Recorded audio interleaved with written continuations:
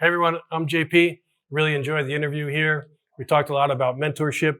We talked about overcoming adversity and having plans. We talked about practicing, and I really hope that you tune in and enjoy the show.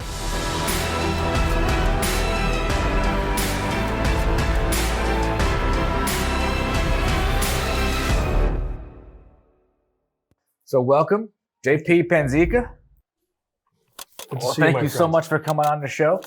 I'm fortunate, and I'll tell you why. I'm fortunate because even though some people get booked on this show as guests, in our case, I know you, and I've known you for a long time. I know what you've achieved. I know where you've come from and things that have happened in your life. And so to me, it's like, actually, it's an honor. It's like, I'm grateful to be able to say, you know what? I'm bringing on somebody that I know that's a friend of mine who's got a phenomenal story to tell. And there's so many lessons to be learned from you and from what you're going to share with us.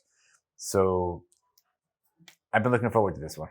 I appreciate that, and the same here. And I haven't been on camera in a really long time, as we were talking about before. And when you called and you're talking about your show, and obviously we've kept up over time. I was like, you know what, it's something I want to do, absolutely want to do, cool. And I'm happy to be here. So you have business experience, a tremendous amount of business experience. You've built, you've sold, you've consulted, you've advised. You're doing some pretty cool stuff now. I want you, before we get into, like, we see you now. You've got we talked about this off camera. We're both in South Florida, right? You were both from Jersey, but we've both figured out a way to live the dream without being old, right? We're young guys. And we're living life. Great location, great energy, great weather, and so we did it. Many people can't do that, right? So you've got a path that you followed that got you there. You've got wonderful family, you've got material stuff, right? But at the end of the day, it wasn't like that in the beginning. It didn't start out that way. Absolutely. So take me back. Absolutely not. Take me back. So little JP, living in upstate New York, and my dad was a New York City police officer. My mom was a legal secretary. Very very modest means and very hardworking family. And if I wanted to have money or pocket money or to be able to do anything, it's like I needed to work on my own because my parents didn't have a lot to give us from a monetary standpoint. Literally from high school time, I developed a work ethic of just constant working at 3 jobs. Starting when? In high school, I worked in a deli down at the corner. I worked at the Grand Union supermarket as a cashier. That's a flashback. Yeah. I'm going to probably have a few of those flashbacks where you're like, this guy's really old. And the third one was a paper route with my brother. Right. So my brother's 4 years younger, and we kind of did that together. And it's like, so I've always had the drive to earn and be kind of, I shouldn't say successful at the stage because I wasn't. It was just kind of hardworking and focused on wanting to be something one day. And I think part of that came from my upbringing. Is like, my dad wanted me when I went to so college wise, I went to 2 years of college. Didn't make it any further than that at that present time. My dad's like, okay, now that you're out of college, he's like, you need to get a job, and goes, you should go work for the state. It's like, toll booth collectors are really doing, it's a great job. You get great benefits, you get great long-term security, and you get a pension. And I was like, Dad, I see myself going down a different track, and I wanted to be in New York City. I wanted to be in business. And you were still in high school at the time. The high school then went into the 2 years of college. Okay. And then after the 2 years of college is when my dad told me this. Okay. And I was like, okay, I don't, I have ambitions to make it big.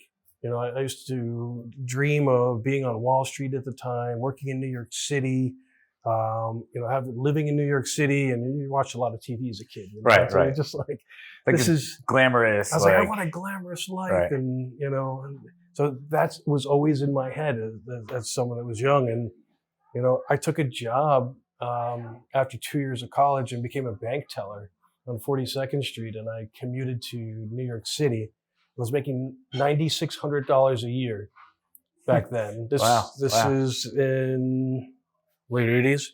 Late 80s. I'd be late 80s, yeah.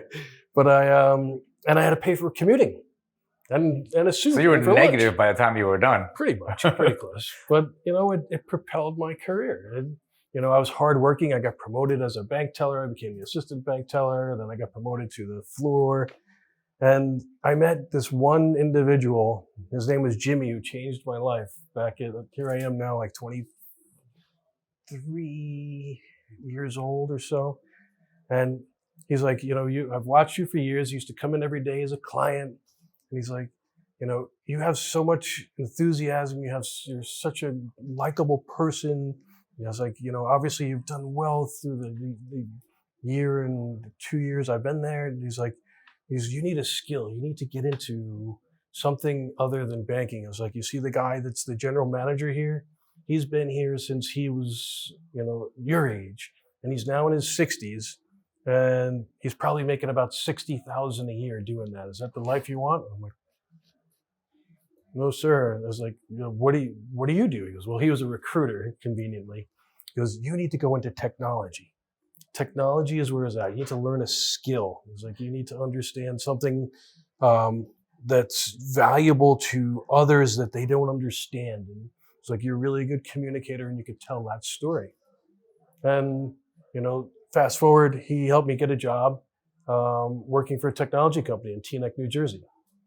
And I interviewed there. I was too green to be in sales.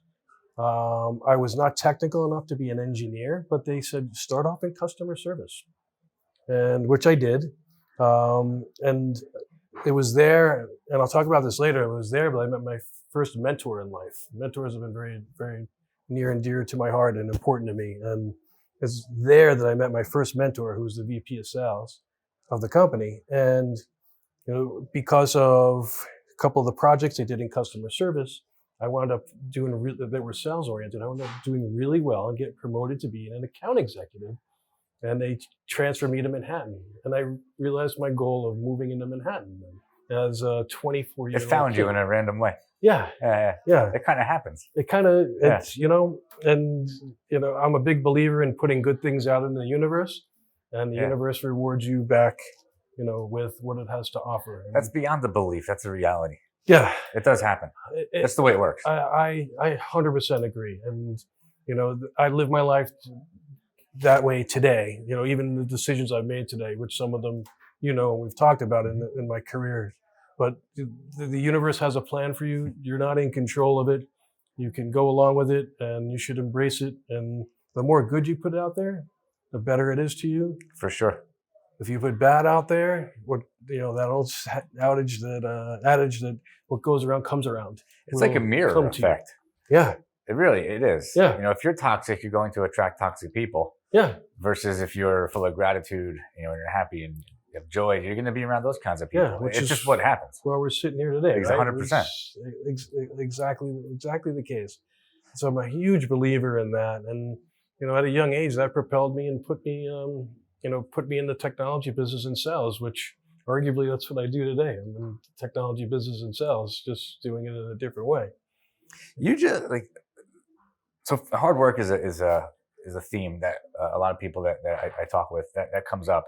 But when you mention what your parents did, like right away, I'm like, this is going to be a good story, right? Because all they know is hard work. Yeah. Like they probably really struggled to make things happen. Yeah. On low salaries. Yeah. And so you got to see when that was happening, were they a good team? Did you see, okay, even though times could be tough, or we can still be happy and everything can be great. It doesn't matter how much money you have. Was it like that in your house? I'd like to or was it the opposite? I'd like to say yes for the camera, but it's very few people have that kind of when you have a Brady Bunch story. And everybody has their stories, right? Yeah. And I, for the most part, had a happy childhood. But my dad was a New York City cop, and as a New York City cop, you see a lot of things, and you go through a lot of stuff, and it always wasn't. You can't always just shut that off when you come home. Yeah, So, I mean, I can't even imagine. So he Yeah. brings it home with him. But you saw the hard work. I saw You the saw hard work.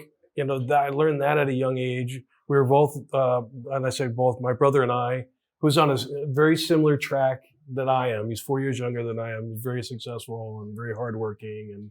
And we live in the same country club community in Jupiter. So He came down too? Yeah, he came down cool. too. So we kind of parallel each other that way. But we also were very involved in sports at a young age. Okay. So playing Little League, playing Pop Warner football, playing high school football. When I was in college, I played collegiate racquetball. So I've always been very focused, driven on athletics too, which helped me a lot just on kind of making sure you have a plan. What's your plan? Developing training around it, being disciplined around your training, and setting goals and then achieving your goals. So that universal kind of mentality applies to just about anything in your life, and especially on the business side. Was your dad like that, being sort of like quasi-military in a way? Like, you know what I mean? Like, yeah, he was with his work, but he was that way. He trained my brother and I that way with athletics, and that was his mindset. Yeah, I'm just connecting. Like, it wasn't random. Like that's kind of what you were taught. That's what we were taught, and that applies to anything now. It's what I teach young people today in business. If you think of your business career, think of sales. Sales is a performance-based business, right? You have to sell things to make money, to be able to excel and pay your bills, and then create a lifestyle for yourself. And if you don't, you get fired. And it's the same in athletics. You have to perform on game day. You have to execute against a game plan, and you're successful. And hopefully, your team wins. It's a team sport versus individual. Right. But at the end of the day, think of how many salespeople train for their profession, which is similar as an athlete. Not as many as I think. Very few.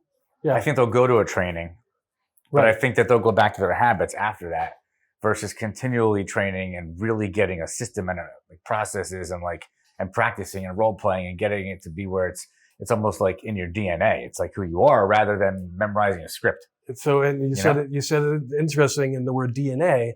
It's like, in your DNA. So to me, that means you're game ready. If you put it in an athletic context.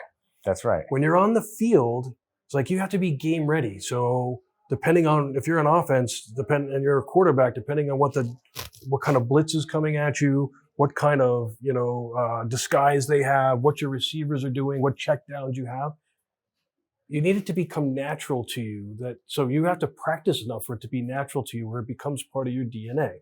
So you make game ready decisions that are successful. It's the same in sales. If we sit here and have a conversation about how we're going to sell our product or represent our company to a prospect, it's like, if you haven't practiced that, you're probably not going to do as well as if you did. So no question. How many times do you practice it? And if you look at it, it's an art and a science. So that's the art part. It's like you have to practice. You've got to practice. I got to tell you, I probably spend an hour every single day, one way or the other, practicing something sales related every single day, and sometimes more. Yeah, that's studying people, actually just sent one of my sales guys to Sandler, that training program. Fantastic. Because I want him to get the foundations down, like the basics, and I know it's a good program. But in our industry, there's true methods. You ever hear Gary Pica? Yeah. He was one of the grandfathers of managed services. What I discovered was his sales training program was basically taking Sandler and applying it to our industry. And it gave people in our industry a language. It gave them a way to understand pain, money, decision. Yeah. Otherwise, people wouldn't know. Yeah. Because sales is not intellectual. There's nothing. It's emotional. Yeah. Right. A purchase is emotional. Right. You're buying from that person. That's right. That person has to be confident. They have to be articulate. They have to be credible. And you know, You have to have certainty. you have to have certainty, you know, and somebody has to build that in the younger generation today. Yeah. You know, in one of my chief revenue officer roles, I used to take brand new salespeople that would come in. We used to do sales pitch Fridays. It's this corny thing. And I divided the sales force up into 2 different groups, and every other Friday you would go, and everybody on the call would have to give their elevator pitch of the company or present some slides of what the company is. And we do different topics, and everybody would critique it as a peer group. It was interesting. I used to make it a habit of all the new hires who, even if you're in your first couple of days or week, they had to present on there. And I remember this one woman, she's like, I'm only here 3 days. It's like, you want me to present? I'm like, that's okay. This is we're not judging you. This is a judge-free zone. It's like, but you have to start somewhere. I was like, so if you take the slides and just read what the notes are in there, and that's your presentation, which she did, you know, for the 3 minutes, and she's sweating and nervous. And I'm like, that's okay. I was like, you did fantastic. It's like the fact that you had the courage to do that, it's like, is fantastic. And that becomes your baseline. It's like, let's remember this session today, and let's revisit it 3 months from now when you're killing it. And we did that. Like, we went week, and new people would come in, and this one particular woman is like, I did it. And it's like, look at me now. And now she's the coach. She's the coach now. And I watched her confidence week after week, really cool. month after month go up to this blossom to this level that it was like, you know, I was just brought smiles ear to ear. And I'm like, and imagine how she was in front of a customer now because she had the benefit of that, you know, that experience. It's like you're doing the reps like over and over and over. There's an expression. It's something like sweat during practice or not during the game. Right. You know, and it's the same. It's what you're saying. But it does takes a lot of time and a lot of dedication. It's consistency. You have to do it over time. And, you know, another saying I got from a mentor a long time ago is like, you're never there. You're always arriving. The day you think you're there is the day you're going to get passed by somebody. That's a great calibration. Yeah. Don't stop. Just keep on going. You always can get better. Right. You always can improve, even if there's nuances and subtleties in the way you talk or voice inflections or just even in your personal kind of feeling when you leave an appointment. You know, it's like, I probably shouldn't have said something, or I might have stuttered this, or I used the wrong word like I did before on the camera and I corrected myself. Like, you know, you just get better over time, and it just builds that confidence. So you can always get better. You can always get better. We got sidetracked, but what you were telling me. So we were going through. Where were we? We were talking about my first job in sales and kind of going up through the ladder. Then we talked about. So, I mean, clearly sales like clicked for you. Yeah. Yeah. I'm sold. Whatever you're selling, I'm buying it. What do you got? Sign here, please. But sign with this pen. I used to do that exercise to the new hires. Sell me this pen. Well, tell me what about the pen you would like most. You're 100% right. It's like, and most salespeople do that too. It's like, don't pitch before you understand what your audience is. How are you going to use the pen? Exactly. How are you going to use the pen? What do you want it to feel like in your hands? Yeah. What kind of weight do you want? Do you lose your pens? Do you want an expensive one, or do you want, you know, like a big disposable pen? I've lost this damn pen 4 times, and every time I lose it, I go buy the same exact one, which they're getting harder and harder to find. Anyway, so sales was like natural for you, which is kind of interesting because you came from a background where it wasn't like you were in your house. It wasn't like you had sales, the energy. Like your parents were hardworking people, but they weren't selling for a living. But you have something. It's being around you. You know, and I'm sure through the camera people can feel it. You have an upbeat, positive, so you're natural. Like you're natural for that field. So so you had the sales position. What happened? Because you turned into like a pretty, you're like a rock star with the running businesses now. So I had success at that early age of that first job because of my mentor. Became the #1 salesperson in that company for 2 years in a row at 24 years old with 20 some odd salespeople. here I am 24, 25, 26 years old, and I became the number one salesperson. And I was very fortunate. I made a lot of money. And I got that taste that just put me on this track that I'm like, I can achieve whatever I want to achieve in life. I just have to work hard, and I had the training and the planning part from athletics, from my upbringing to now into this job. I wound up just going forward. I worked for MCI for 8 years. I got recruited by them. That was a fantastic job. I loved it. It was one of my favorite jobs. But after 8 years of there, I went to a .com company called Internap, which you probably know who they are today. They're still around. But I was there. One of my bosses left MCI. One of my other mentors left MCI, and he took me there with him. And I worked there for 4 years. I wound up opening up offices for them. So I opened up the city of Philadelphia. I moved down to Washington, D.C., in Northern Virginia, actually, and opened up the offices. So I was hiring people. I was managing people. I was doing sales. I was putting go-to-market strategies. I was doing marketing. So I got this well-rounded kind of like general management background in addition to sales. And I was truly blessed there. I was there before they went IPO, and we went public in 1999. And, in my late 20s, during the .com era, we just hit pretty sizable. You've had some good fortune, like so periodically. I'm going to knock on some wood here. But, so you got a taste of financial success like at a really young age. Yes. And it wasn't handed to you. No. What I want to point out, this can be easily missed by a lot of people. You were given an opportunity, and you actually took the opportunity. Like, you weren't afraid to take the opportunity. You didn't run from it. You also recognized it. Not very common. Like, most people will overthink, analysis paralysis, and it won't go where you took it. But you were like, all right, I see the opportunity. I'm going with it. And then you took that, and then you really made something happen with it. Yeah. There's a lesson in there. Yeah. It's a big lesson. Well, be aware of the opportunities. Like, pay attention. It's to be aware of it, and it's to be prepared for when the opportunity presents itself to you. Yeah.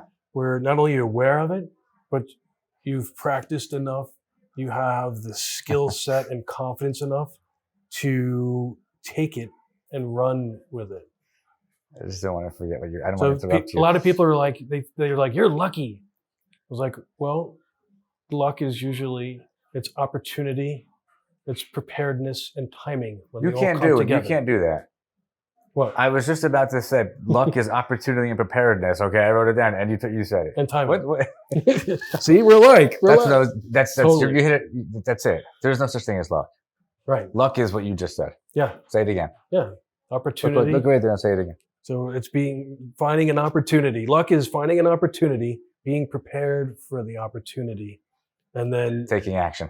That's luck. On the opportunity. That's luck. Yeah. Yep. Yeah. 100%.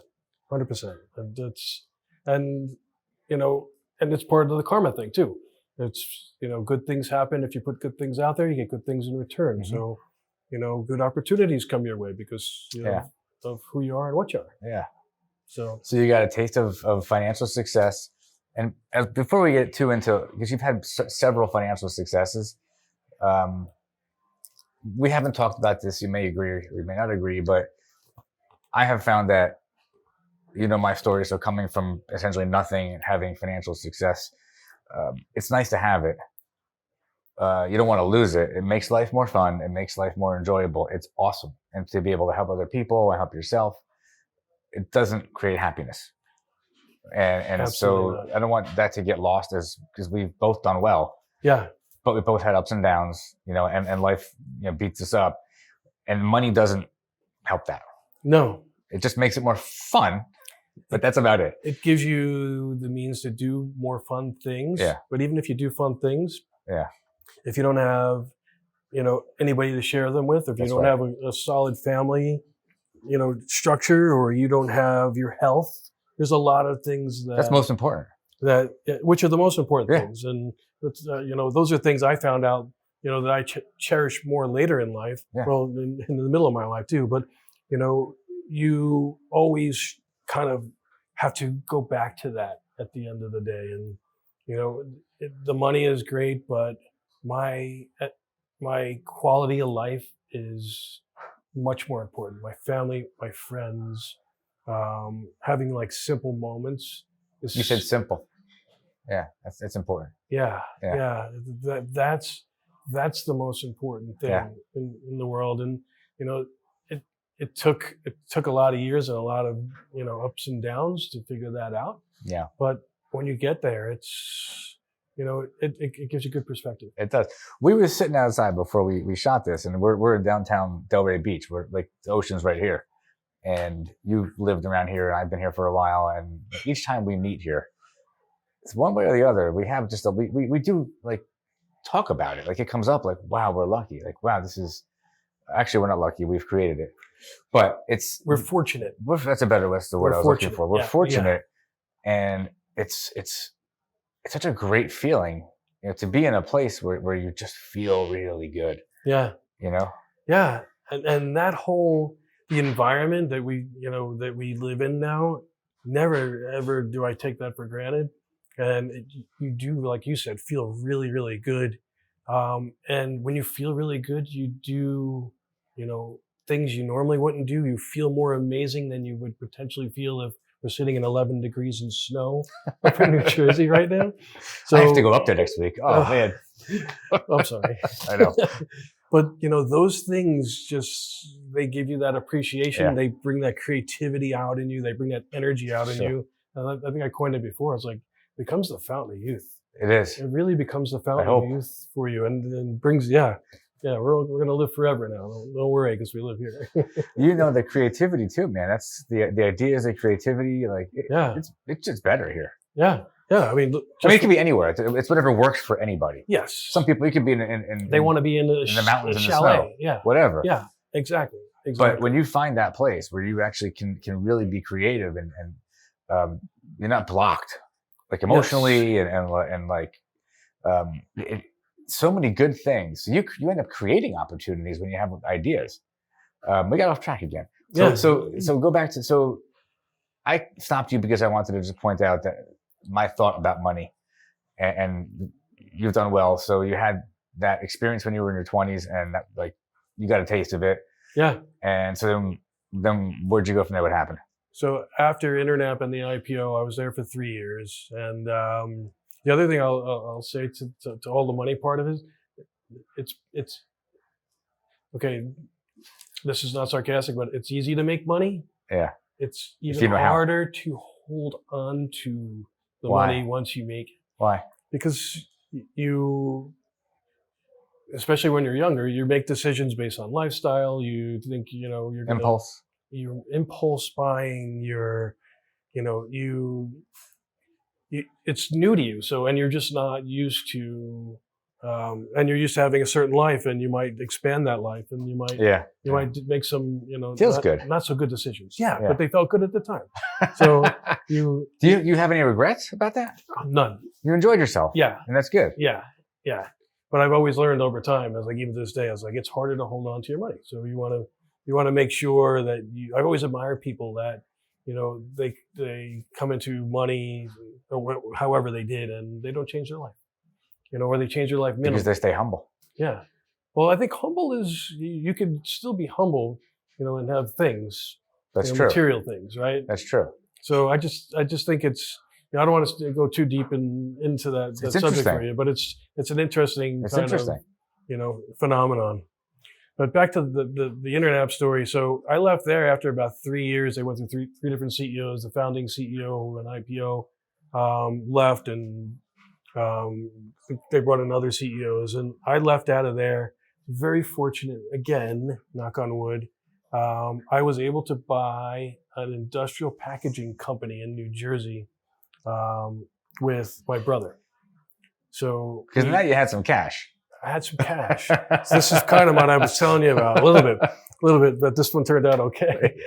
But so we bought a $5 million a year industrial packaging distributorship. We had a 50,000 square foot warehouse in Cranberry, New Jersey. We were repping 3M products, all adhesives and corrugated boxes and all the things like, for shipping that industry has exploded. Does one of you know about it? My brother worked in the company. Okay. The owner got sick and needed to sell the company. My brother needed Another financing. opportunity. Needed financing, and he needed someone to come in. And I came in, I made an investment, and I came in, and I was the CFO and the COO of the company. So we had tractor trailers and trucks making deliveries. I had, $150,000 in inventory sitting on warehouse shelves. But you didn't know what you were doing. I had no idea. I coined this my street MBA. Right. I didn't go to That's the best education. Yeah, I have a street MBA. I had an outside accountant. We had a Sage accounting system. I had someone in my accounting group, AR, AP, inventory management, working capital, being able to worry about COGS and drivers and overtime. You just gave an entire MBA in 30 seconds. It was a fantastic experience. I loved every minute of it. Yeah. And I took a lot of what I learned from the technology business and on the sales side, and we built an alternate sales channel using agents and manufacturers reps, and we hired different salespeople, and we got into all these different accounts, and we took the business over 3.5 years from 5 million to 15 million in revenue. Were your parents both still alive at that point? Yeah. Okay. Yeah, they still are today. Oh, they are. Okay. They still are today. And did you guys ever at that point? Were they like, who are these kids? And I'll go into that. But my parents today, both my mom and my dad, they talk about my brother or I, and the successes that we've had. They're they're just beaming with, like, where did these kids get this from? Right. But which is proud. I mean, I could get emotional talking about that. But it was a great experience there. We wound up being fortunate. We sold the company to a multinational company out of Australia that wanted to establish a presence on the eastern seaboard of the United States. Wait, how much did you guys put into that business? Your actual investment? You bought it for 5. So we bought it for 5 million. It was 5 million in revenue. I'm sorry. So it was 5 million in revenue. We bought it for like $1.5 million. You're kidding. 2 million. Yeah. Because the margins are thin in that's what I was wondering. Packaging. Okay. Yeah. Because you're talking. The margins are low, so the multiples are low. Really, that's not even a multiple. Yeah. Yeah. That's like a negative multiple. You're looking at 30 to 60% gross margins. Yeah. Sometimes even lower. Oh wow. You have salespeople that work on commission only. There's no salaries with them. Okay. But you have salespeople in that industry that make millions of dollars. Yeah. But so it's so you got that business for oh my god, you paid cash for it. You could have. I mean. Yeah. All right. So you sold it for 15 million. So the revenue was 15 million. Revenue was 15 million. Yeah. I forgot what we sold it for. We bought it for like $1.75 million. And then we sold it for more than double our money. It's like maybe close to like 3.5. If you used the same math, it would be like 3. Yeah. Okay. Yeah. Because you tripled it. Yeah. Yeah. Yeah. Okay. Pretty good. much. And you're still in your 20s. Yeah. Okay. That's 2 cash outs. I'm in my young 20s, and I took a year off. Then. Sure, why not? I was like, just want to hang out with my family. My kids are young. Yeah. And we wound up. I wound up just consulting and enjoying life in New Jersey. So that was great. And then I kind of got bored and decided I needed to do something because it really stinks when you're as much. It doesn't matter how much money you have when you're living out of like a savings account or a portfolio and going. It just goes down and down and down. It's like it messes with your head. It's not a good feeling. Right. It's got to come in the front door too. Right. So for a year you what did you do? Just chilled. I spent most of the time with my kids. I did some consulting with a friend. I took a couple cruises, vacations, and the good old days when you could go on a cruise. Yeah, exactly. That's what I like. Right. So it was just a really low key year that year, which was just exactly what I wanted to do. And then it's like, all right, what do I do next? What am I going to do next? And I went back into technology because that's what I knew. That's what you know. That's what I was successful at. And I spent the next couple of positions there. I went back into finance because I always had this fascination with being on Wall Street because I always, at a young age, I was like, I want to be on Wall Street. I want to be a banker. But yet I was never like technically on Wall Street, but I got into technology sales and technology solutions for the financial industry. Right. And capital markets trading, and looking at market data, looking at trade execution, looking at low latency stuff.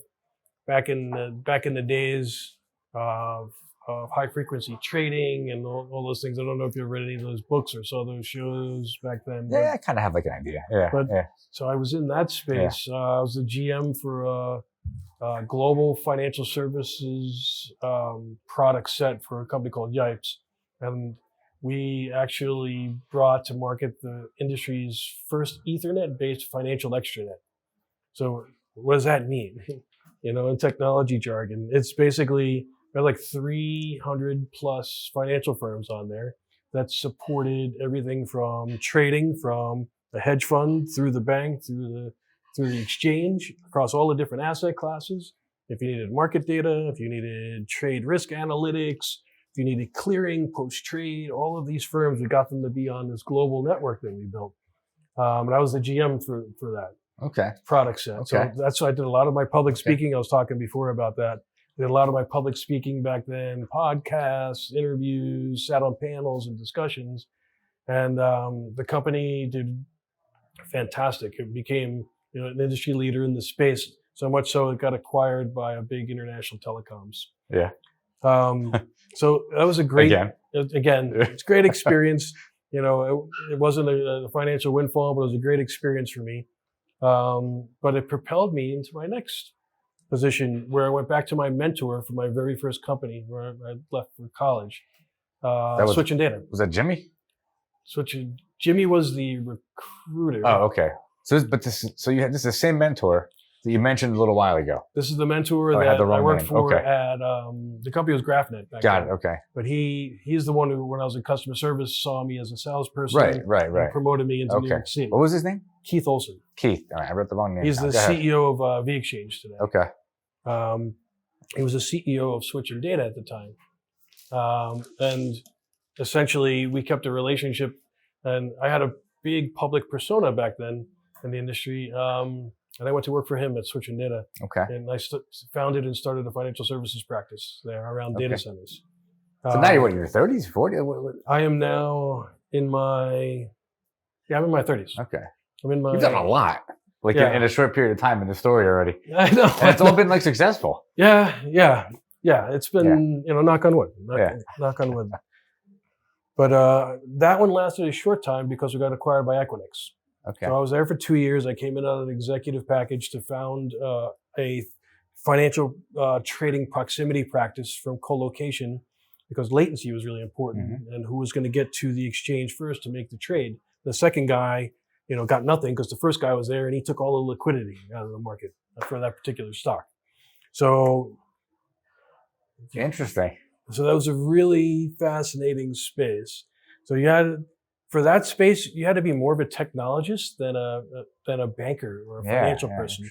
And back then, you used to have guys with technical degrees sitting on the trading desks because they needed to understand where the fiber went from point A to point B, what equipment you had on the fiber, what is the latency, what's the latency of that route versus any of the other routes that are around, what's the gear that's on both ends, what kind of latency does that introduce, and you get down to these microsecond, nanosecond calculations of who was going to get there first.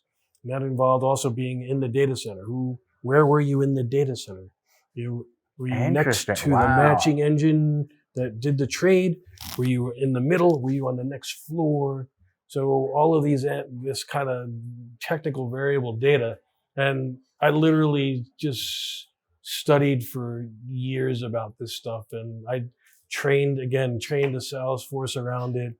I said, we're not going to do sales training here. We're going to make you guys financial services people. And we understood liquidity better than the bankers did. Interesting. There were 51 liquidity pools that you can trade in. You can trade U.S. equities in at that particular time. Where are they? What kind of markets do they have? What's the connectivity? What kind of data centers are they in? What's the latencies between it? We had these massive, matrices of everything. And I taught my teams this, so much so that one of the guys actually got recruited by Royal Bank of Canada on the trading desk after 2 years. He's gone on to be an amazing success story today. He's the co-founder of an exchange today on Wall Street, and makes me very proud. But the point it's saying that is that we got so deep in the space, and that's the space that Equinix was in. So they wound up acquiring switching data. And for anybody watching, you're talking about the data center company, which now everybody knows. I mean, I guess back then though they were just starting out. Yeah, they were really popular and hot back then. Yeah, because cloud was not as relevant back then. We're going back in the early 2000s, like 2007. Right. So cloud, Azure and AWS were not. It didn't even exist. Yeah. So everything was in a physical server or data center. Like you bought your equipment and you put it in one of these data centers. Yeah. So it was a very robust industry back in that day. Yeah.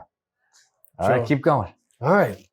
So yeah, that was a fun run. I was with Equinix for a short time afterwards, helped them kind of transition talents, and I was on my way from there. From there, it just kind of fast forwards a bit. I was with a cloud company after that, a cloud data center company after that. I started getting my taste about private equity next, private equity backed companies. I went as a senior VP of sales and marketing for a small little company called FiberMedia. It was owned by a private equity firm called the Stevens Group. And that's where I first got introduced to being in boardrooms.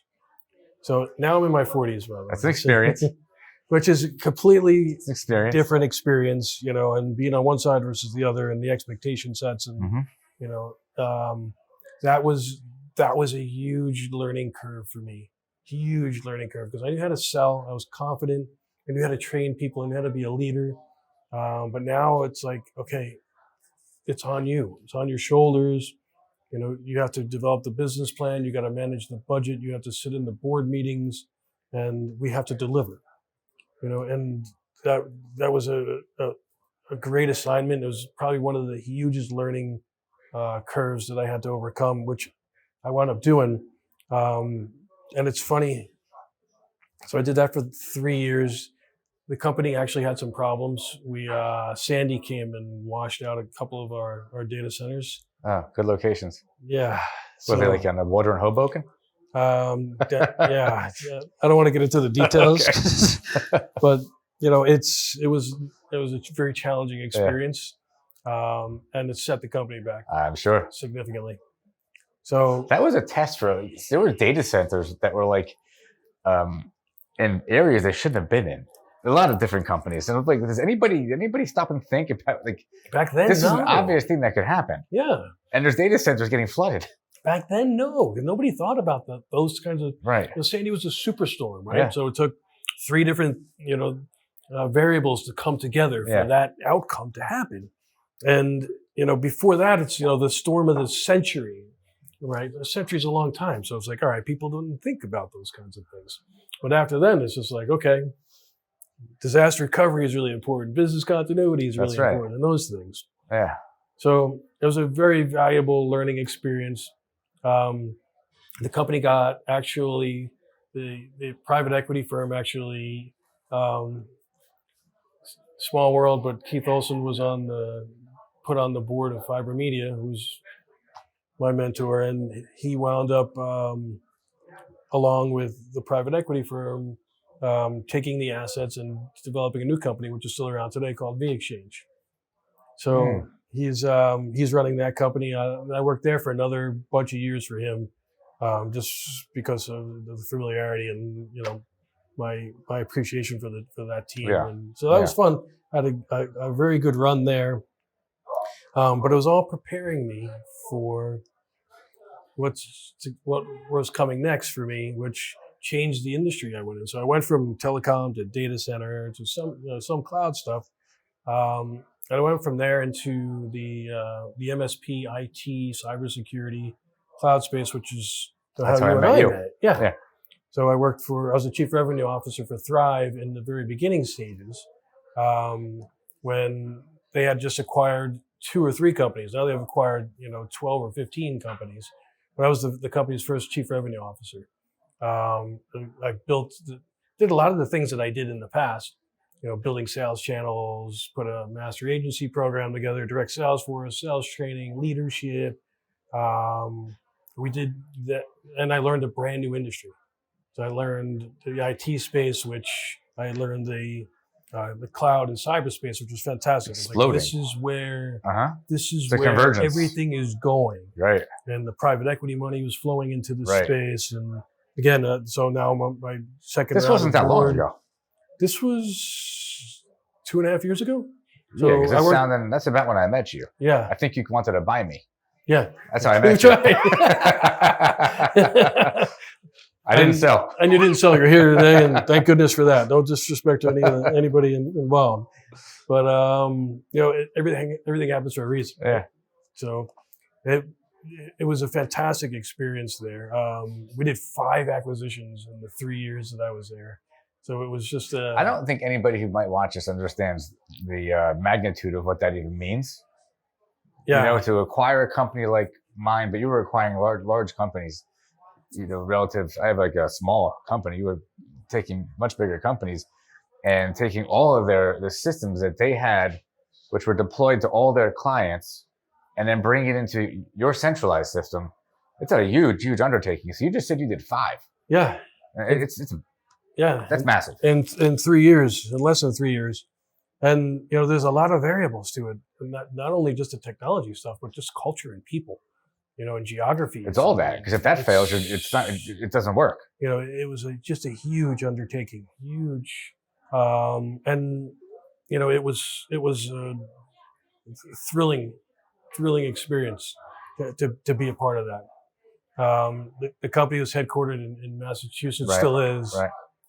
I was in New York City, and the experience was fantastic. I still have friends there today. I left out of there, because the logistics of that job was taxing me as a person. I was essentially, between the commuting, between all the people I had reporting to me, I spent a lot of time on the road, a lot of time, not eating well, not taking care of myself, and lifestyle wise, we talked about that. Catches up with you. At some point, we talked about wanting to have the lifestyles. And Yeah. I was like, I can't do this. Yeah. As much as the reward and the success of it is there, and ultimately was there for me when they sold. I was like, I feel like if I continue on this path, I'm not going to be around to experience my. Yeah. It's a stressful business. It was, and that too. It's like stressful business. The help desk business and the calls that you get, and it's just like it's completely different than something that I was used to. People aren't calling to say, "Hey, we love you. Things are going great." Yeah, exactly. Once in a while, you get a little thank you, but yeah. So that was one of the big boy decisions in my life, But I wound up coming out of there, and I was an investor. I was a shareholder of the company. Yet, when I came out, I went out and started consulting on my own. I was like, I need to hold get on. back. Again, you left that company. You had shares in the company. The company grew while you were there. Did you leave better than you came in? Without a doubt. Okay. So was that 4 times already? 3 times? Three times? Yeah, they wound up selling, trading up private equity firms to a bigger private equity firm. And because I was a shareholder and an investor in the company, it was, the entire time you were there, you worked your butt off. You were persistent. You did all the same things that you were doing when you were at that first job in your 20s. Nothing changed. You were the same guy doing the same thing. You had more, miles on the engine. Right? Yeah. So you had a lot more experience. You're broken in. Yeah. But you're just doing the same thing over and over and over, learning. Yeah. And I want to make a point that you've said so many times, I didn't know how to do this. I went in and I learned. I mean, I'm paraphrasing, but you kept teaching yourself and like challenging yourself. And each time it came back to you. Yeah. Yeah, absolutely. It was a positive can-do attitude kind of approach. I wanted to challenge myself. I'm that kind of person too. The mundane, part of day to day and being in a position or job or doing the same function. Like I'm a lifelong learner. And I like to study things. I like to be challenged by things professionally. I'm trying to do that with golf now. It's not working very well. So you try and it's like, I'm always trying to find something to get good at. Listen, the most important thing is, even if you don't get good at golf, you bought a really nice golf cart. I did. Okay. And nice golf clubs. You look good on the course. Yeah. So if you don't play good, at least you look good. Yeah, 100%. Just leave before I swing. Right. So that's been my mantra is to do that. And when I came out of Thrive, and having some health issues, part of me was like, I need to figure out how to coexist with myself. I was like, quality of life is the most important thing. It's like my wife and I had really long discussions about it, and it's like, this isn't worth it if you're gonna, not be here. And my kids at the time were, one was a senior in high school, the other guy was in college, and it's like, what are you doing? So, and it's like, I had money in the bank, so you don't have to put that kind of pressure on yourself. Right. Like, what are you doing?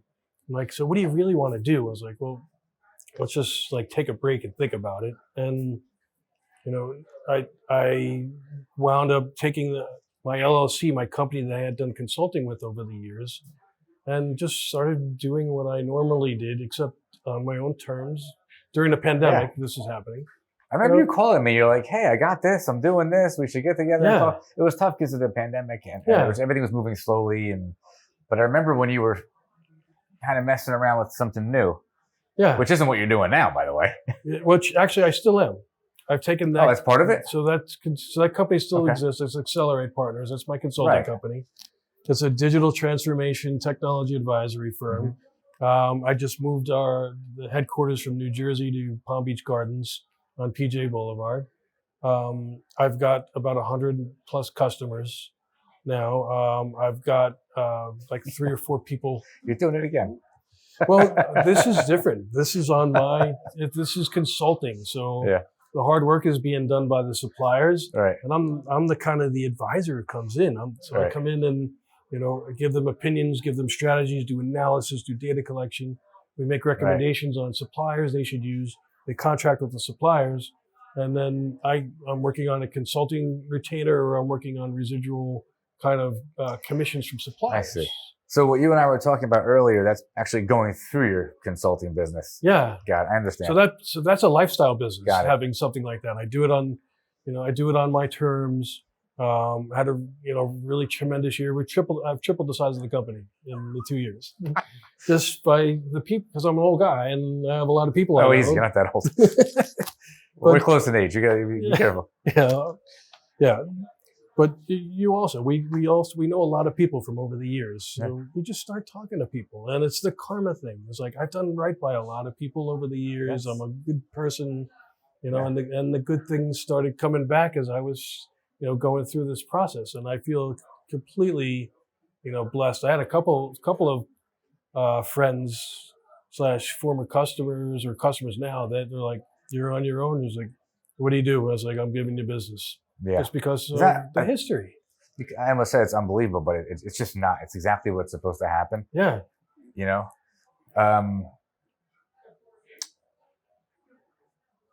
The story you're telling me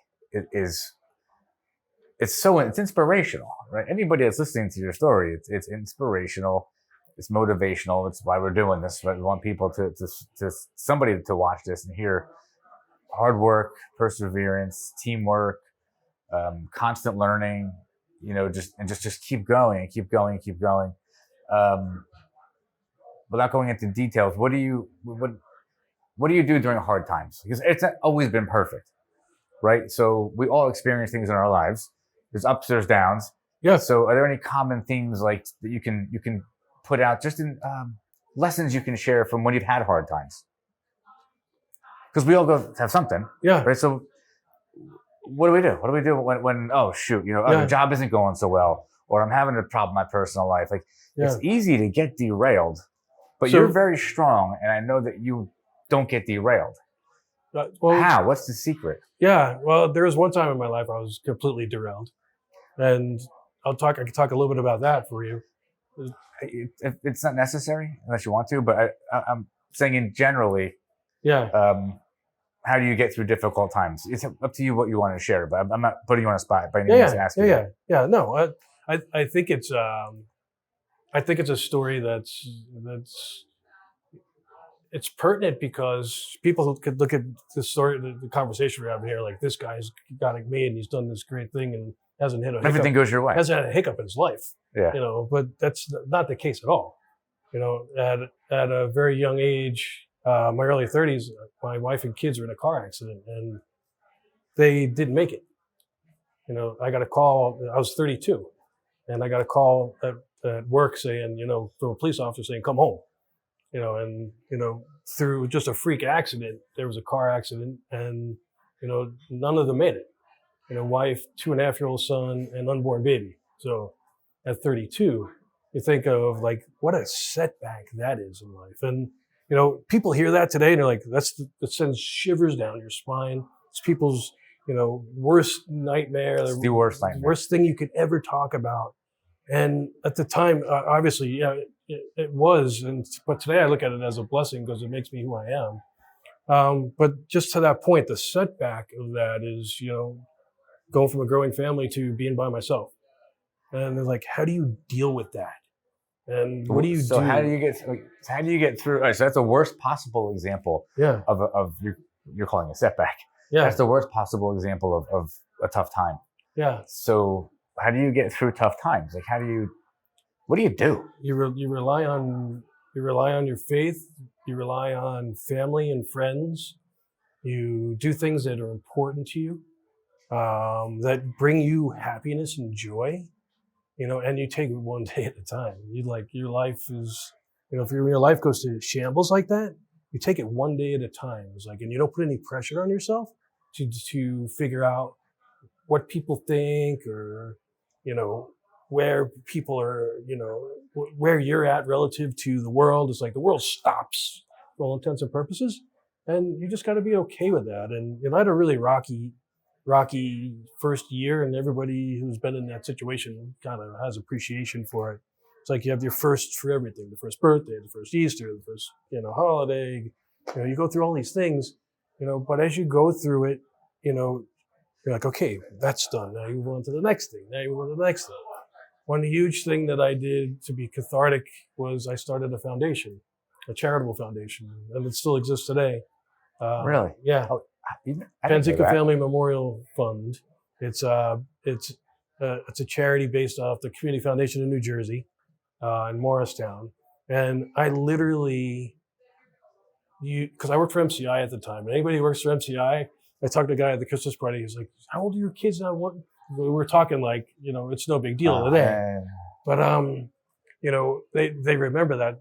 And I basically, because of the big company I worked for and the industry I was in, I was able to, a lot of people reached out to me. A lot of people befriended me. A lot of, I had people that read it in a newspaper, and I would have people that came to me as strangers.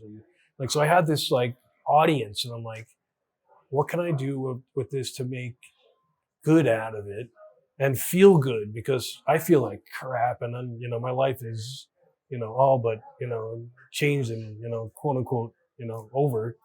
And it has to be reinvented.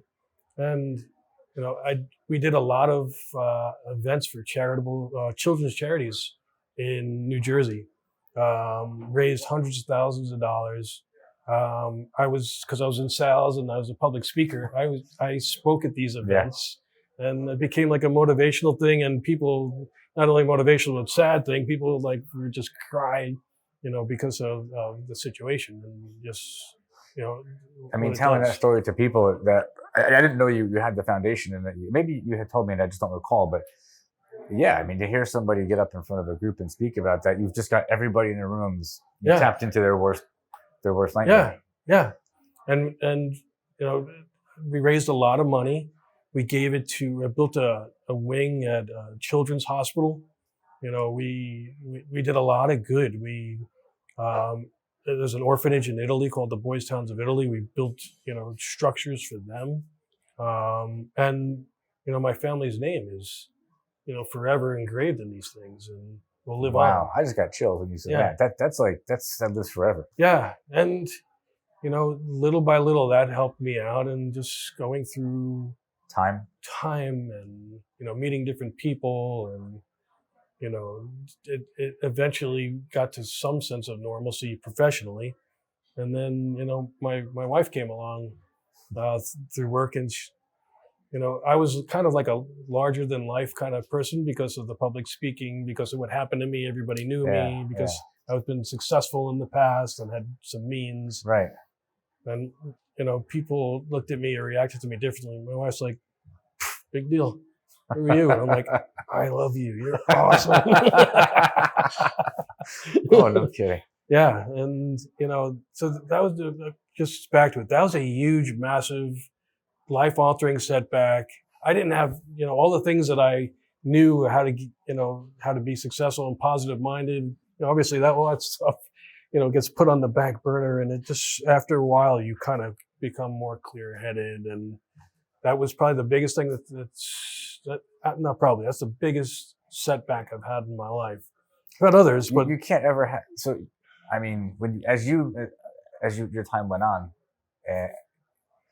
it must be like, I can do anything. If I can get through that, I can do anything. Thank you. That's actually one of the things I wanted to say, which gives me the confidence sitting here today, is I could do, and I tell this to my kids, I was like, I could do anything I set my mind to. I could do anything. And I'm determined enough to do that. I'm hardened enough to do that. And, there's no setback that can be worse than that. And if you could come back from that, you could come back from anything. Yeah. I kind of am glad you told the story now that you told it, because that's because of that lesson that you just kind of ended the story with, which is the truth. Yeah. You can do anything. And many people don't realize that. And get caught up with, I think it was yesterday I spoke to somebody who talked about helplessness. So many people now they feel like they're a victim of something, or there's this helplessness, or it's all this stuff that goes on in society, but nobody's holding anybody back from doing anything. There's cultural forces, there's all these different things going on around us, but as an individual, there's always a way. You can always find a way. It may not be obvious, you may not see the way, you may not know how to do it. Yeah. But that goes back to you mentioned mentors so many times. Everybody's got access to a mentor. Yeah. You can find a mentor. Yeah. You can seek out a mentor. There's always, and everybody that I've spoken to that's been successful in business and in life, mentors come up in every conversation, every single conversation. Absolutely. I've had like 5 or 6 I can think of. Without those people, certain choices I've made may have gone different ways. Like, these people have what you now have, which is called wisdom. What it is. Yeah. And if you can impart that wisdom as somebody my age to somebody younger than you, that's your duty, to be honest. I'm the benefactor of that. And, I look at my career today, and one of the cornerstones is the mentorship that I've had. And without that cornerstone, I would not be as successful or who I am today. And I believe, and I give that back. I have, handfuls of people over the years that have, we've gravitated together, and, I go to bat for them and help them out as much as I can. We're going to stop it right there, because if I go any further, you just said so much. You said so much. And it's so valuable. You did a phenomenal job of telling a story. I'm feeling like you went from, this financial, you went from not much to something substantial. You built something substantial. You shared a lot of secrets. even though it doesn't seem like it. You've said a lot of valuable things that hopefully people are going to hear and take away from the conversation. And that is the point. This is a mentoring type of show. That's the point of it. So somebody's going to take something out of what you just said, but determination might be the icing on the cake. You know. Absolutely. I'm glad you came and did this. I'm so happy. I appreciate it, man. I'm same here. I'm so happy I came and did this, and I think you're doing a wonderful thing with this platform. Thank you. And I'm super proud and excited for you and to be your friend. That's all. Thank you. So Appreciate that. Do me a favor. Yeah. Before we actually end it. Yeah. Do you want to share with anybody or share with the audience how they can reach you? Just like high level, what do you do if somebody is interested in X, Y, and Z? If you want to, you can look right there and do that. If not, it's okay too. Sure. So, I have two companies today that are near and dear to my heart. One of them is Accelerate, the technology advisory company. You could reach us at acceleratetechpartners.com, or my email is jp@acceleratetechpartners.com. Absolutely feel free to reach out there. I didn't talk about the other company we launched back in the fall, but 88 Networks with a business partner, doing managed transport and managed security services. It's been really successful and fun to be a part of. You can reach me there at jp@88networks.com as well. I'm on Twitter. Okay.